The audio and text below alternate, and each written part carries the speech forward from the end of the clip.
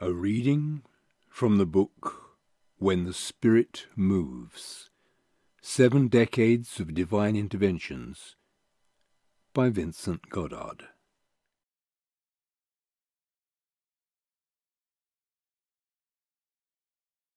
The Children's Pied Piper. As I walked the streets, a line of children followed me. They touched my face to see if, with my brown skin and white teeth, I was real. There was no racism, merely a curiosity to observe an unusual phenomenon. My hard work paid off. I became an accomplished salesman. I showed the children some of my books, read from them, and in turn the youngsters would go home and recommend me to their parents. My command of the Icelandic language improved daily. The children came back with invitations from their parents for me to demonstrate my books and to be served with refreshment. I, the eccentric coloured student, with my laid-back ability to win over hearts and minds, was gradually becoming somewhat of a legend in the land. Eventually, the editor of Iceland's premier daily newspaper heard of my success and published an article in the daily Timon, the Times. My fame was complete. My portrait was displayed handsomely for the populace to admire, along with the story of this latter-day Pied Piper, who acted as a magnet to children wherever he went. The editor wrote a highly complimentary article on this young, dashing black Briton from the Caribbean islands of Jamaica. He has been here for but a few short weeks, and yet he speaks our language. I tell you, no foreigner, even if they have been here for 10 years, speaks our language, yet this man does. How do you do it? Our language is tough, asked the newspaper editor. I have no idea, I replied. Sales shot up. They went from good to outstanding. New targets were set, surpassed, and then reset.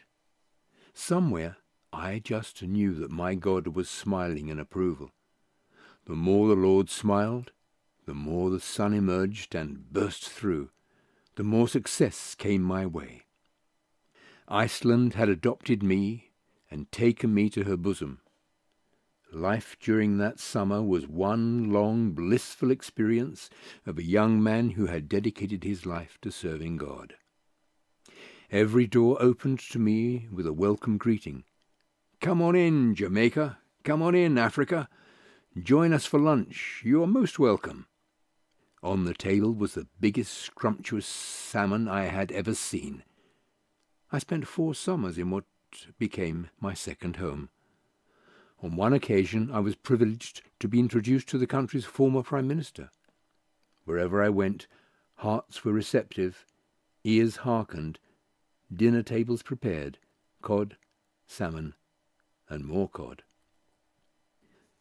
There were 5 Adventist churches scattered across the island, so my joy in keeping a Sabbath and attending Sabbath school was complete. After lunch we visited the scattered flock way out in the countryside, taking along our guitar for a sing-along to close the Sabbath. Every home welcomed us with a feast of homemade bread and cakes. Ask, believe, and claim. A local church member's family, the Rakedals, took a particular liking to me. One Sabbath, while at dinner, I became tearful, expressing a sense of grave doubts over passing a recent English exam that I had taken, because of a hay fever allergy attack. He patiently listened with empathy and took me to his study.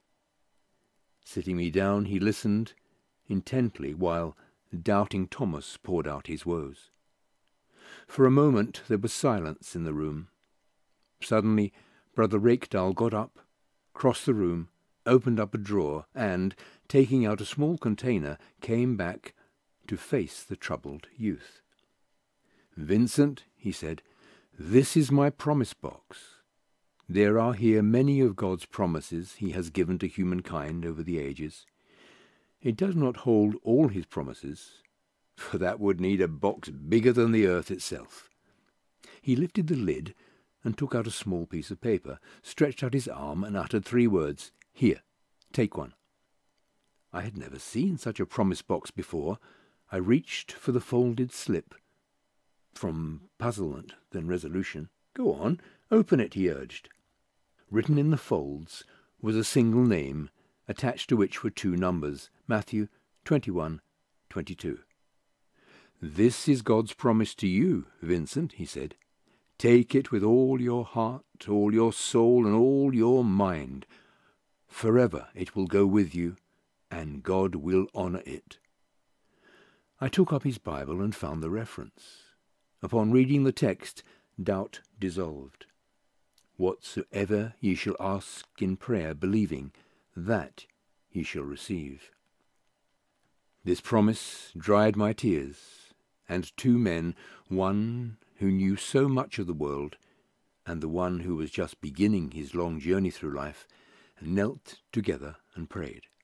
We implored God to hear our earnest prayer, while I tightly grasped the promissory note close to my heart. 1 small piece of paper, 2 men in steadfast prayer. Is there anything that God cannot do? Within a few days, word came from home. I had passed, and passed well. Once again all was well. As for the note, I have inscribed it in my memory to this day.